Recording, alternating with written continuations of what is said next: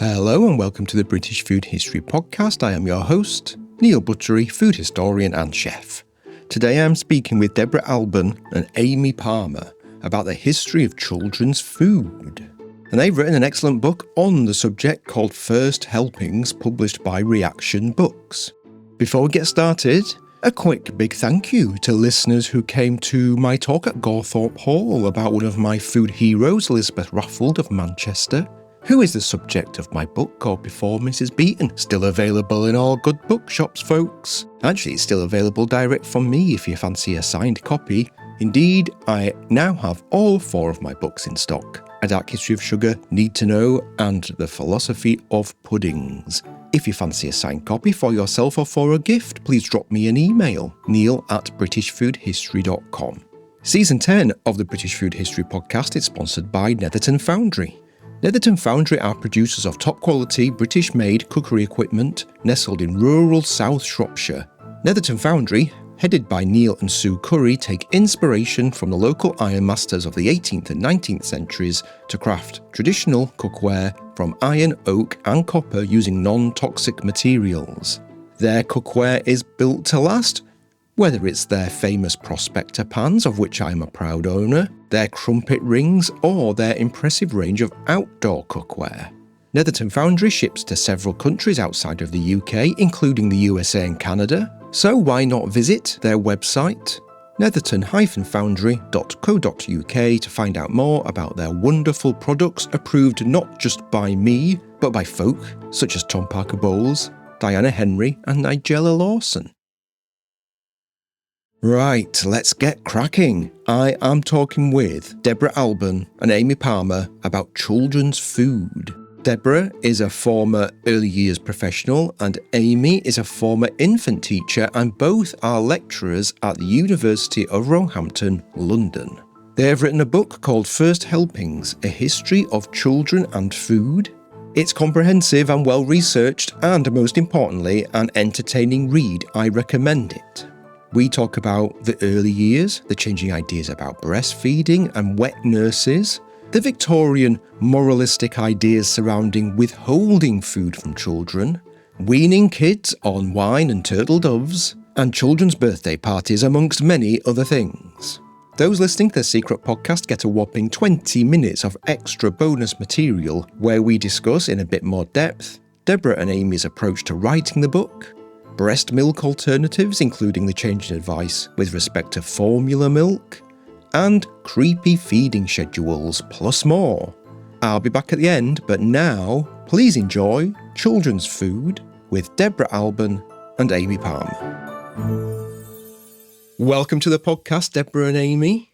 Very excited to speak to you. I have your book, First Helpings, in my very hands. I very much enjoyed reading it. It's nice to be here. Thank you for inviting us. Yes, thank you. It's nice to actually see it in print. It's been a while coming, but yeah, it's great to see it in print now. Before we start talking about the history of children's food, could you tell listeners a little bit about yourself and how you arrived at writing this book? Amy, what's your background? Well, I started off as a teacher in infant and nursery schools. Then I decided to study an MA in children's literature and do a PhD in the history of education. And that's how I began working as a lecturer in early childhood studies at the University of Roehampton, which is where we met. Recently, I've decided to retrain as an archivist, and I've just finished working at the British Library on a project. So that's my background. Wow, fantastic. Yeah, and mine has some similarities to Amy. I worked professionally with children for years. I started out as a nanny, so I started out working with newborn babies, and then I was a nursery nurse in various nurseries and school settings, and then I was a teacher. And my first master's was looking at sweet eating in children, my thesis. My PhD looked at children and food, and then after my PhD I did another master's in Tudor studies, and that's when I got more interested in the kind of historical side of things. So I've been researching children and food for a couple of decades, really. And as Amy said, when we came together as lecturers, we were teaching on health modules together, but particularly history modules together. And that's really where our kind of interest together on doing this project emerged. at University of Roehampton. I think we were in Richmond Park, weren't we? We were walking around Richmond Park, but I think we were by the ponds. And I said to you, wouldn't it be a good idea to, write a book on the history of children and food? We could do this and we could do this and we could do this. And she was in straight away, so it was great. And that's where the project emerged, really. So although we were colleagues, we've certainly kind of cemented a friendship through doing the project. And although we're friends, we're also friends that can kind of give each other critical feedback too along the journey. And I think that's really important in terms of doing any sort of project together. Let's start at the start, talking about the beginnings of a baby's life. Looking at baby's first meals, Amy, what are the general thoughts about milk? One of the things that I was really surprised at was the section in the book about colostrum and people's views about colostrum, because it didn't go the way I was expecting. So I think there has always been an agreement for most of history, not all of history, but for most of history, that breast is best, that, maternal breastfeeding is the best option. I mean, you can see that in the ancient world. You can certainly see it in the medieval world, where you had all these pictures of breastfeeding Madonnas, the Madonna lactans and so on. And after the Reformation, that still carried on. Breastfeeding was a spiritual duty for many people, particularly in Puritan communities. We found a memorial plate of a woman in a graveyard in Suffolk. We came across the picture. She breastfeeds 6 sons and 6 daughters with her unborrowed milk. Unborrowed milk, I think it was just such a powerful phrase, wasn't it? Yes, so that was a great virtue that she'd done that. But actually, it's probably been in more recent times that's been undermined. I mean, we were born in the 60s and 70s, and our own mothers were both told that they should use formula rather than breast milk. That seemed to be the norm that was advised in hospitals at that time. And I think a lot of women carried on with that advice that they'd been given in hospitals. Of course they did. It just seems bonkers to me that the medical community, let's say, thought that some stuff they could mix up in a lab would be better than either what we've evolved or God created, depending on your belief system. But whatever your belief system, that scientists thought, what we can create here is going to be better than what nature provides. I just find it very bizarre. You have to look at the formula industry and the amount of advertising that went on and people's general faith in scientific progress at that time. Yeah, I didn't think about that. Why it was being advised in hospitals, I don't know. It might just have been for the convenience of the hospital staff. They get free tasters and all sorts of stuff like that. So I think, there is pressure, I think, put on health professionals. I mean, if you're talking worldwide. It's all a bit Coca-Cola company, isn't it? Bit weird. Well, and also, if as soon as you start looking at the formula milk industry, and it's been, very well documented in a Channel 4 Dispatches programme, I think it was, that the scandal of it, the different sort of types, that you have a hungry milk, that you have a follow-on milk, that you have all these different types, when of course, the kind of naturally occurring breast milk doesn't it changes over time, of course. Colostrum is very different from later milk. But this idea that there are all these different kind of niche products that are needed is very much something that comes out of industry. It's not that, they're not trying to poison children. Of course they're not. And children are fed by these products very successfully, many of them. And for many people, they have to, of course. Yes, indeed. Yes, I'm not necessarily knocking it as a thing in itself. I guess it's how it's advertised and things like that, isn't it? Yeah. Yes, I realise that not everybody can breastfeed. Yeah. But once a baby's born, that very first milk that they have is colostrum, if indeed they're breastfed. And just to tell your listeners a little bit, I'm not going to assume they understand what colostrum is. Sorry if you do, that's good. Those of you out there listening. But it's higher in protein and minerals, and it's got a bit less fat than breast milk. It's thicker. It actually is a different colour. It's more golden in colour. And crucially, it also has lots of microbes and things in it that are the good stuff that we want babies have because they protect their health. So it's really, really good for the newborn infant. So it seems to us today, well, of course, you would put the baby to the breast straight away. Well, that's a fairly recent thing. This early milk was often viewed very suspiciously in the past. So, for instance, in the 2nd century CE, Cyrannus of Ephesus said for the first few days they should be given boiled honey and not this early breast milk. It seems that it was considered to be less digestible. I think they were really suspicious of this colour and texture difference. Just because it's that didn't different, look like kind of real milk. And of course it is, and it's incredibly valuable. There was a medieval set of texts written on women's health, the Trotula. It came up in this document that a mother's milk should be withheld until the child had suckled from 9 other women, even. Wow. A bizarre claim. And I don't think they probably literally meant 9 women. I suspect it was a kind of emphasis on just how bad this early milk was for the child. You know, it really is until about the 18th century that the advice was that the maternal breast is something that the baby should be put to straight away, that colostrum's good for you. And the physician William Cadogan, for instance, who was very influential in, for instance, the Foundling Hospital, a hospital in London for children that had been relinquished by their parents who couldn't look after them for some reason. He was very, very keen that the child was put to the maternal breast straight away. He thought, for instance, that it would help purge the child of their long-held excrement. Right. And anyone who's ever seen meconium, that first stool, will know it's tarry and a bit grim. But, you know, it would actually help purge the child of this excrement. And when you look a lot of childcare texts back in the day, they are a bit obsessed with bowel movements and regularity of bowel movements. So that really comes through in his writing too, which isn't to say they're not important, of course, but it really comes through in his writing. It's funny that these opinions were held about colostrum, because in 18th century cookbook, and plenty of 17th century ones as well, I can't speak for earlier than that, there's all these recipes for things like bee stings pudding, which was the kind of name, the alternative name given to colostrum, wasn't it, when it came to at least milk from cows. So it was obviously considered something delicious and rich and things like that, but the fact that it was being eaten by adults but not by children makes it even weirder to me. Have you ever had bee stings? No. Bee stings pudding.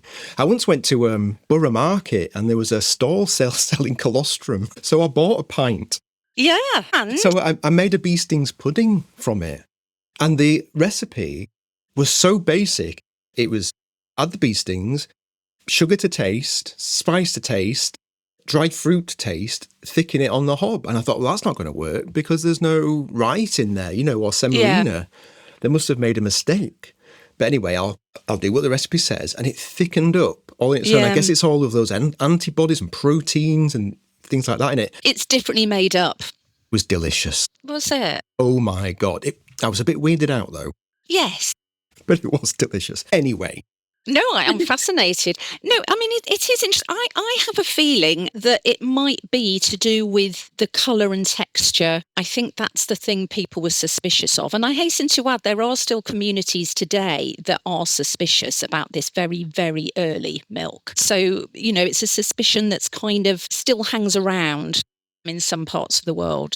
Another thing, of course, that's another concept, which is something we don't really have anymore, is the idea of wet nurses.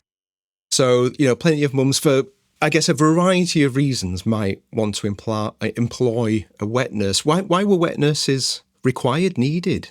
I mean, one of the most obvious things, very sadly, of course, is in past centuries, the mortality associated with childbirth was very high. So there were a lot of motherless children, essentially. I mean, first and foremost, that's it, really. A lot of women became ill, were unable to breastfeed. So that's one strand of it. In terms of higher status women, as we sort of move on a little bit, they may have not wanted to do it because of the pressure on them to produce heirs. Because obviously breastfeeding reduces fertility. So that might have been one motive. Or they might just have not wanted to do it. Queen Victoria notoriously thought it was really disgusting and animalistic and something a cow would do, and absolutely refused. Do you know, I can understand why some people might have a sort of repulsion to the idea of it, I have to say. Because I guess for some people it might just be the most natural thing in the world. But I can see from another person's point of view that there could be something very strange and almost othering about having to breastfeed. Yeah. Although I don't have that opinion myself, I can kind of see why people might think that. And certainly, as time went on, sort of say 18th century, there were women who thought, well, this is going to interrupt my social world of engagements, for instance, if I've got to be around to nurse my own child. So I think there's that aspect. And of course, work. Yes, so only from the 18th century on, you had working women outside the home, you had the development of factories and so on. So it just became necessary, if those women really needed to go out and earn money, to pass the childcare on to somebody else. And those upper class women, of course, we always think people are having these charmed lives in the upper class, and to some degree they are. But the women, they're basically just expected to be baby making machines, essentially, aren't they? The pressure must have just been awful. It just must have been just knackered the entire time. Awful. And of course, there is this sort of belief coming from the church in much earlier times. So, say kind of the medieval period, the church that's thinking that sex is all about conceiving a child. Now, given that if you're breastfeeding, your chances of conception are lowered. They don't go entirely, but your chances of conceiving a child are lowered a little bit. That means if you're having sex while you're breastfeeding, not literally that moment, of course, but while you're a lactating mother with an infant child, then of course you're just doing it for enjoyment, and so it was kind of frowned upon as an activity, and of course that also goes over into what people were saying about wet nurses as well. You're supposed to refrain during that period of breastfeeding. But of course, I think this is a big sort of question that you could say about all sorts of advice literature. Do people actually do it? There's all sorts of things that you can look at when you're looking at advice books, and they're just one of the many kinds of source materials that we looked at in the project of writing this book. But of course, who reads these? Who hears this advice? And how long does it take to trickle down to different parts of the country, different people in rural areas, people in urban areas, people who are literate, people who aren't literate, and all those kinds of things? And I suspect that old ideas hang around a long time. And I'm sure Neil, far more expert than us in a sense of thinking about food history more generally. Things hang on a long time. Recipes hang on a long time. Folk traditions around particular foods, perhaps foods that are used in celebrations and stuff. All those kinds of things, they last a very, very long time, and trying to change attitudes is quite huge. And of course, it's the challenge for people today in relation to children's diet and infant feeding. Were there any prejudices regarding wet nurses? Huge. Absolutely I kind of was expecting that answer. They were absolutely demonised in a lot of history. Absolutely essential, providing an incredible service. But, a lot of the time they were really demonised. And I think you have to remember that people in earlier times really thought that the character of the person would come through their milk. And so the purity of this milk that was being given to this precious infant child was seen as of utmost importance. So they were interested in the colour and the thickness. So if it was seen as very thick or yellowish, it indicated perhaps that it was unnatural and evil milk back in the day. So if you took the work of Thomas Fair, he was a 16th century paediatrician, but he was actually a polymath, all sorts of things he did. But he wrote the Book of Children, and he talks very specifically saying that the milk should be white, it should be sweet. If you drop it on the nail, it shouldn't linger too long, but neither should it drop off too quickly. It's quite a lovely expression, actually, but it really gives you an idea of exactly what he thought in terms of the consistency. And it begs the question, how would you find this out? Yeah. So obviously, if you were employing a wet nurse, you might have asked for a bit of the milk to be expressed so that you could test this. You might have even tasted it to see if it was bitter. That seems a bit odd to us today, but actually breast milk was used in some medicine in years past, in centuries past. You might have used a little bit of breast milk for people who were ill. And of course, women's bodies themselves may well have been subject to some really intrusive examinations. The character of the woman that was wet nursing, that came in for a lot of discussion. So Fair again, and I'm going to read what he says. He says that the wet nurse should be sober, honest and chaste, amiable and cheerful, not a drunkard, vicious nor sluttish, for such corrupteth the nature of the child. Well, I mean, who's going to want a drunk nurse in charge of their child, or a Well- sluttish nurse, or a vicious nurse, even worse, probably. Sluttish meaning dirty, by the way, as in not clean. You don't want your child to just... Well, no, indeed. They felt the need to commit that to paper. So maybe, the fact someone feels the need to commit that, to writing, perhaps there was such a thing out there. I was going to just say, well, just jump in there a bit about the social class of the wet nurse, because that actually varied over time. Sort of earlier periods in the medieval and early modern period, it was considered best that the wet nurse was a lady of high status, because, that makes sense, doesn't it? Because you could, if you're going to transmit your qualities onto the baby, then, the higher status you are, the better. So royal babies were wet nursed by ladies, aristocratic ladies and so on, and actually built quite good relationships with their wet nurses, and, in later life often remembered them. But by Queen Victoria's time, remember she really disliked breastfeeding. She thought it was best suited to a lower class woman who wouldn't mind acting like a cow, is sort of the way she was putting it. Yeah. Also, it was bound up with ideas around racism, actually. If you went back to the 13th century, the early part of the 13th century, it was actually prohibited for a Christian child to be fed, wet nursed, by a Jewish woman. And this was to do with purity of the milk. It was the idea that they would be tainted by Jewish milk, as they saw it. So, it really was tinged with racism too. And even into the early 20th century, colonial households in India, for instance, you had women known as ammas who were feeding white children. So they were Indian women who were feeding white children. And the idea was, that these white European women couldn't possibly do anything as debilitating as breastfeeding in the climate. So they'd employ these women. But these women were subject to, hugely dehumanizing examinations of their bodies, and also were given huge restrictions in terms of their diet. They couldn't have the kinds of spices they wanted in their own diet. So, there's certainly been prejudices around wet nurses for hundreds and hundreds of years, even though they've provided an essential service. The very early years part of the book is so fascinating. Let's move on to actually getting on to eating food and weaning. Yeah. Another thing that leapt out to me was that and I think maybe this is more Victorian, late Georgian going into Victorian period here, that there's differences between the genders as to when weaning might happen. Maybe I'm naive and I just think basically up until maybe even puberty, boys and girls are basically the same, right? So there's no reason to treat them any differently, but it seems that people have different ideas. I think it's an earlier thing than that. Right, oh, okay. And I mean, it's difficult to know why. I mean, is it a privileging of boys over girls, that they need to be breastfed for a longer period?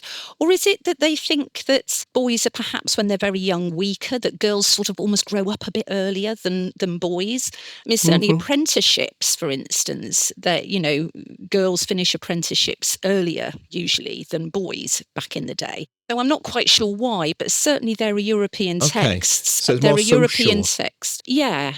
I don't think there's any biological reason whatsoever. But I don't think that that's certainly in the advice books once you get to the 18th century or so. I think that's a much earlier practice. Okay. But that's not to say that people weren't doing it in homes. No, I hasten indeed. to add.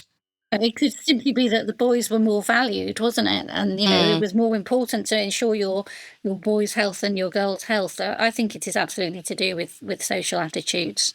Yeah, Of course, indeed. class also fed into when children were weaned. Working women, again, may have just simply been forced to do it earlier because they needed to get out and go to work. What kind of foods were traditionally used for weaning? Because there's a couple of things that leapt out. This is a leading question, because a couple of things leapt out to me. Oh, I didn't note down the chap's first name. Well, I'm assuming it's a chap, because it's almost is entirely men writing these things, isn't it? Underwood. Yes. Who suggested things like wine, Well, yes, because it would help. It would help, the child not get rickets as they got older. Yes. So a little bit of red wine as they were learning to walk would be a good thing for Dr. Underwood. Excellent for learning to walk, just being a little bit trashed. Yeah, which it seems completely bonkers to us today, doesn't it? But I think what we have to remember is the language of nutrition that we have today just wasn't, a language that people were using. People weren't saying about kind of vitamin D back in the mid-19th century. People weren't using that language. They didn't really understand where rickets came from. And I think wine, was used in a sort of more medicinal way.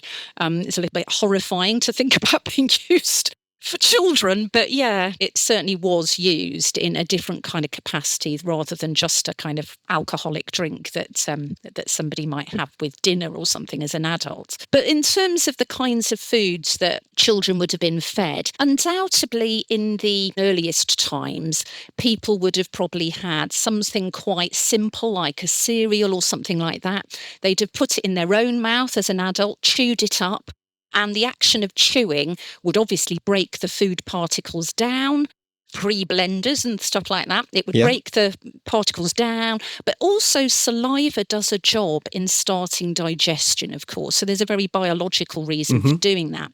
And then you take those little morsels out and you'd pop it in your own child's mouth. And then that would be perhaps the very start of weaning. So cereals. I mean, there's actually been some really interesting work looking at the remains of children that they found in various parts of the world, but I think Yorkshire, but don't quote me on that one, but certainly in different parts of the world where they've actually looked at the remains of children and looked at the dentition, and they can tell the kinds of things that they were fed and at what age they most likely were weaned by what's happened on their teeth. So obviously, once the molars come in, they start to wear a little bit. So there is some work that's in a sort of fairly early stage, I suppose, that is really looking at those kinds of things with kind of real remains of children back in the past. But once you get to the 18th century, there's more and more foods available, and there really are some quite fanciful food choices. So larks and turtle doves. Why not? Larks and turtle doves as, foods to feed your baby on seem incredibly fanciful today.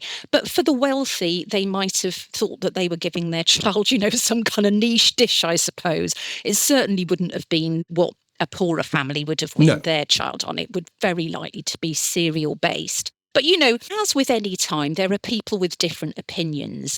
So we gave the example of Dr. Underwood and the red wine, but in the same kind of period, you've got Darwell who's arguing, no, really, don't give your child stimulants like wine and whatever. And he has a far more sensible approach to using kind of boiled rice or something like that. So there are people that chime with more current day thinking alongside the more kind of fanciful that you see. Yes, and one other thing that you both mentioned in the book is the fact that, from some people's point of view, that restricting food is a good idea, especially from a moralistic point of view. Yeah, so there is a link between children's food and morality. I think just in general, really, from the ancient world on, moderation has always been seen as important, and that makes sense. From a health perspective, you shouldn't eat too much, and from the perspective of sharing resources in the community. But this became linked with morals and with religion. Controlling your appetites became really important. That was very prominent, say, in puritanical thinking, the emphasis on the idea that you shouldn't even enjoy your food because that was gluttony and that was sinful in itself, and you found salvation by curbing your natural desires. So this obviously fed into children's diets as well, perhaps even particularly. And for various educational thinkers in the 18th and 19th century, they emphasised simplicity and frugality, and, children should be eating, in very sensible, small quantities, which was sometimes taken to quite extreme forms. We thought about Jane Eyre, the Charlotte Bronte novel, of course. Yes. And you have there a school, Lowood School, run by an evangelical proprietor. And he argues that the pupils really shouldn't be brought up with luxury. They should learn to eat what they're given, however awful it is. And, the pupils are hungry most of the time. And this is morally good for them. It doesn't apply to the teachers, of course. Of course not. I've read it. We talk about it with Alessandra Pino, actually, in the episode about food in Gothic literature. She's written quite a lot about that scene. Yes, they burn the porridge by accident one morning, and they still feed them all the burnt porridge. Absolutely. It's bonkers. And the thing is, that probably wasn't too fanciful for the period. No, I'm sure it wasn't, no. And it's right across Charles Dickens' work, of course, as well.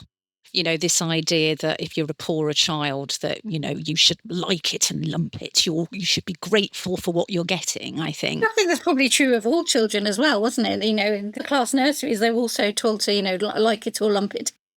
Let's move on to something a bit lighter. Children's parties. You have a whole section on children's parties. I was very excited to see that children's parties was represented because I think all of us have, sometimes mixed memories of children's parties. Maybe we'll mention about some of the good and bad food I remember being given as a child at parties. But, I suppose things like the idea of even having birthday parties for children is a relatively recent thing. I'm assuming, at least, or maybe there's not the information there for you, that it's not going on in the medieval period. There's not a lot of information about that before the 19th century, but we can presume that children took part in celebrations and so on. But, in terms of really seeing a recognisable children's party as we would understand today, we've started to find evidence for that in the 19th century. And the journals for households and so on would produce menus for children's parties and advice about it. And some of those seemed very, very adult, according to what we would expect today. Cold meats with parsley and preserved tongue sandwiches and crayfish for garnishes and water with sherry for drinking. A bit of negus. But champagne was unnecessary and expensive, we did find that. Yes, that's too far. Again, it's a question of, did people follow the advice that they read in the magazine? But reading between the lines, you also see a lot of these authors saying, well, don't give too many sweets and pastries because you've got to think about children's health. So obviously sweets and pastries were happening, possibly to excess in some people's cases. Yes, I guess you want it to be a great big treat, don't you, for the kids, I suppose. Birthday cakes themselves for children are pretty recent in history. And of course, across cultures, they're not something that everybody would give a child for a birthday. But birthday cakes are relatively recent. I think the first ones were way back in Roman times, I think it was. And it was for somebody, an adult. Do you two both have good memories of going to birthday parties? Are any foods that leap out to you as particularly memorable, good or bad? My birthday parties at home were always very nice. My parents made a massive effort with them, with the entertainments and the games and everything. But we had sort of sandwiches and sausages on sticks and crisps and a sponge birthday cake. It was very nice. But I do remember going to a friend's birthday party once and then having that moment of just seeing a giant spread and my eyes just popping out on stalks. I just couldn't believe it. It was absolutely amazing. I remember the green jelly mice in particular. And basically, I did eat rather a lot and make myself quite unwell, unfortunately. So those Victorian advice manuals would have had me in mind. No tongue sandwiches.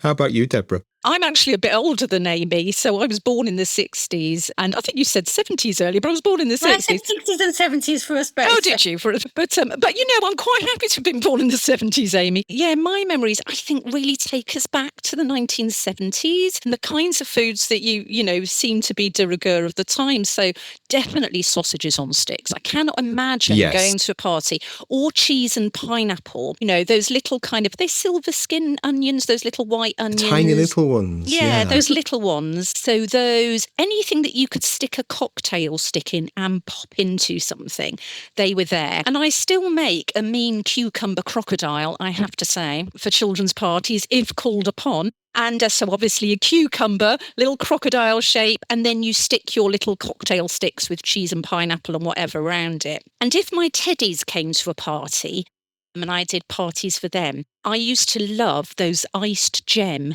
biscuits. They came in packets. Yes. Because they're teddy-sized, aren't they? Or yes, the dolly-sized. tiny little round biscuits with a little bit of icing on top. I don't they know were if you great. can still get them, but I absolutely loved them. And they were such a treat for me because then I could sit my dolls or my teddies round, and they had to be very well behaved, of course. And they would all have a little iced gem each, and I'd cut sandwiches to be little teeny weeny sandwiches for them. So absolutely. But birthday cakes, I mean, you had to have a birthday cake when I was little. That was obviously the centrepiece with your candles around. And I always remember you'd have fingers or something like that. A food that actually I don't really eat today, but I always seem to find that you'd get chocolate fingers at parties too. Yes, you did, didn't you? I always used to like those biscuits. They were quite soft biscuits for some reason. And they had that sort of like marshmallow stuff and pink coconut stuff. You can definitely on. still They were get good. those. Can you still get that? Yeah, I've seen those. I remember once going to a friend's house, and for some reason, I don't know why his mum decided to do this. I must have been 5 years old, 6 years old. She decided to do like fried sausages and eggs for everybody. And we're all lined up eating these. And I think they must have been the cheapest sausages known to man. And they were full of gristle. And you know, when you're a child and you have something that is just off and it puts you off. God bless my mum, I refused to eat meat until I was about 15. Because of this one time I was given these horrible gristly sausages. But it's funny how these things, when you're a child, they really linger, don't they? So any sort of revolting episode with food, they just don't go away. We have a chapter on school dinners, and towards the end of that chapter, we think about childhood memories of school dinners. I mean, certainly my own were really appalling in some respects, and I ended up going home for dinner. So, you know, I can remember being in the school hall with faggots, and I could not eat them. I could not eat them. And I was told, as many people were in my generation, that I should be grateful for it and that there were children the other side of the world that were starving. And quite frankly, in my mind, they could have it. Yeah, really. not a and problem. I was there at 3:00, still with my plate of food, being told I had to eat it up, sobbing. And you don't forget memories like that. And, you know, in a more sort of jolly way, many of us, you know, had names, didn't we, for the foods we didn't like, you know. So frog spawn was tapioca. I mean, I think many people remember that name. So I think, you know, they're partly fond memories, but they're also tinged with some of these foods were a bit gross that we were having, and some were probably a bit gross, but actually lots of people enjoyed. I mean, I think you quite enjoyed a spam fritter, didn't you, back in the day, Amy? Well, that was the first meal I had at my middle school, which was the first time you were allowed to choose your own food. So I had spam fritter, beans and chips, and that was my positive memory. Yeah, back in Yorkshire, we'll never go visit, so the fish and chip shops still sell spam fritters. Right, I think we should begin to wrap up because I've taken up your time this morning. We've only just scraped the surface of what's in the book. It's so dense with information. I've really enjoyed having a chat with you both. Before you go, how can people find out more about you both and the work that you do? Amy? Well, we have a website with our blog, which is www.childrenandfoodhistory.org.uk. We're on Instagram as Albon and Palmer, one count between us, where we put things about the book. We always think it sounds a bit like a biscuit manufacturer, actually. Albon and Palmer. Posh biscuits, though, it sounds like. Of course. Yeah. We are sort of hoping to do a few events. We're hoping to, we will be going to the York Festival of Ideas at the end of... Great. 30th of May, we are there, 10:30, and it's on the Festival of Ideas website. So excellent. If anyone's listening... And it's 2 reasons to go, because Catherine Harvey, who kicked off season 10, is also going to be there talking about healthy living and healthy eating in the Middle Ages. So fantastic. 2 reasons to go there now for listeners. Right, well, it's been absolutely fantastic speaking to you both. Thank you so much. Thank you, Neil. Bye-bye. Thank you very much, Deborah and Amy. There are links in the show notes to their book, First Helpings, A History of Children and Food, plus their website and Insta handle, and a link to the Festival of Ideas. There's also some pertinent podcast episodes there that you might want to visit or revisit. The School Meal Service with Heather Ellis, Food in Gothic Literature with Alessandra Pino, and Retro Foods with Bryony May Williams. There's a few blog posts pertinent to this episode. such as my recipe for tapioca pudding, and bee stings pudding, which we mentioned, plus negus, which is the alcoholic drink suggested by Mrs. Beaton as a delicious refreshment for children's parties. Were there, listeners, any food memories unlocked today? Please do let me know for the upcoming postbag edition. Email me at neil@britishfoodhistory.com or leave a comment on the YouTube channel or the Spotify app or the accompanying blog post, depending how you've consumed this episode, really. You can find me on social media at Neil Buttery on Twitter and Blue Sky, or if you're on Instagram and Threads, I am Dr. that's Dr_Neil_Buttery. And of course, there's the Facebook group at facebook.com/groups/British Food History. The links are all in the show notes.